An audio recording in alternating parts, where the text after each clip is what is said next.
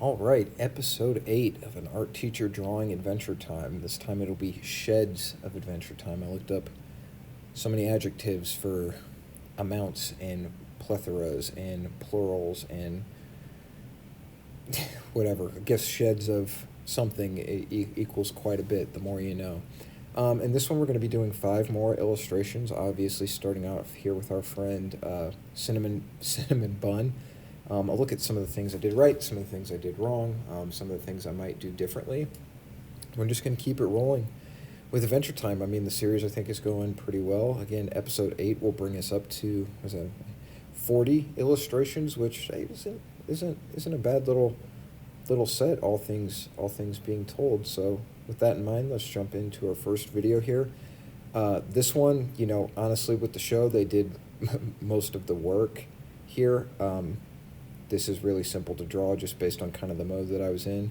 I've got some light color holds in there for the frosting for the glaze, but just like that, and then just obviously random cinnamon rolls from Unsplash for the background. But I had this idea of like maybe there was some type of like cinnamon magic. I don't know if that's in the show or not. Why wouldn't it be? Maybe it is. But the idea that the Cinnamon Bun kind of figures out that he's the chosen one, and I don't know, he's the best of all cinnamon rolls, or his quest to become Lord of Cinnamon or something. I just thought that was kind of funny, a way to push it a little bit further. I think Cinnamon Bun's like maybe not in like a ton of episodes, but maybe like above average, like reoccurring side character maybe would be how you describe it. But yeah, I don't know. Now that I made episodes in, and I still haven't really made the time to watch more episodes, just doesn't look like that's going to happen. I'm just kind of doing my visual research for the characters I'm interested in, and going from there. It's so hard to find time to just sit down and watch shows and soak all that in. Up next is Lady Rainicorn. That was a fun one to look up. The composition for this one, I tried to go for a little spiral technique. I saw that it was a stretchy rainbow unicorn situation, and this is one of the few times where the design goes off the page and comes back and kind of rewraps around. Making sure the rainbow was set up appropriately was probably something I paid the most attention to on this. It had just such a specific pattern with the layers almost like bisecting. They're not on there just like stripes, like they're in a very layered structure. So I wanted to make sure I captured that. Again, just got a little Unsplash sky there in the background.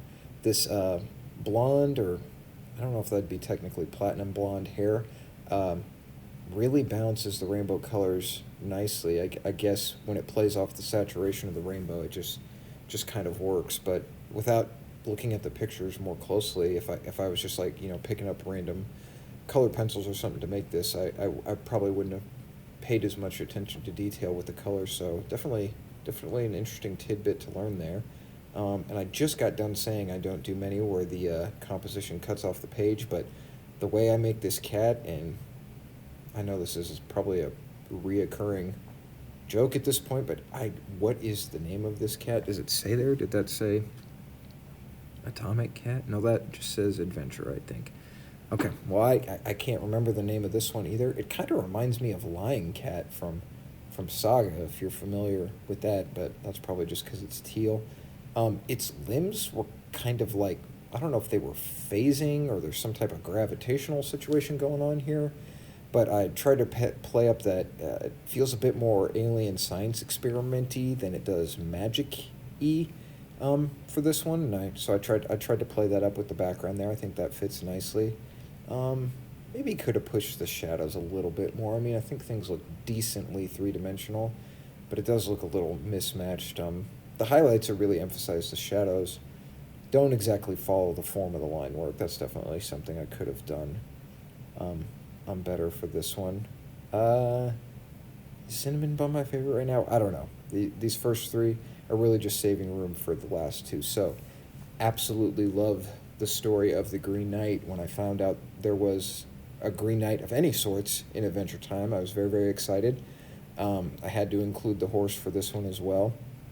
The Adventure Time design for this was so unusual, and I just absolutely love it. I love seeing this this character interpreted in all kinds of different ways. Obviously, it would make sense that in Adventure Time that it is very shape-oriented, so we tried to emphasize those shapes in our little drawing here. I did something similar to the last episode with the butterscotch guy, where I found a castle and turned it butterscotch. For this one, I was like, you know what? Whole thing's going to be green. I know the whole thing is like, you know, the Green Knight comes to Camelot, so like the first castle wouldn't necessarily be green, but ultimately I thought it was fun. I thought it was worked. I really wanted the textures to kind of blend together. Now that I'm looking at it, I do not know why I didn't have the idea or forethought to try a green color hold on some of the line art. That probably would have looked nice for this, so yeah, but I kind of got that rule for myself that I'm not going to go back and redo illustrations at this point, trying to keep things moving forward, especially since this is just fan art. It's not like my world where I have to, you know, interlock these details together in a specific way, but pretty fun overall. I believe this is a Gumball Guardian. I have a sample image that I got the colors from, especially wanted to make the translucent glass look right, but I could have sworn I saw something where these things turn giant. I don't know if they start giant and grow or what, but I could have sworn I saw some images surrounding that. I love the translucent orb on this, making the little candy pieces inside change color slightly. You can see I've already got my color holds working in place. I made them massive, so I guess the theme of this one was compositions that cut off the page, because basically everything but the Cinnamon Bun went off the page. So I've got it, you know, kind of defending, maybe it would have been defending Princess Bubblegum's castle, since it's like a candy guy. That would make sense. I did some coloring layers over the top of the background just to make it a different color, not to add any additional rendering to it or anything. And then I must have seen something of them breathing fire. I don't know if I would have decided that on my own. The perspective on the fire is maybe a little weird. The hand is in pretty extreme perspective, but the fire's going in a different direction. Now that I'm looking at that more closely, I think that can be a little bit confusing. It looks a little bit better zoomed out, but it's still a little bit confusing. But moving forward, and you know, maybe it's breathing fire on something that was striking from the air or something like that. This one, the best thing about it, I think, is probably the color selection, the rendering. I think there's some good shadows, some good highlights in place.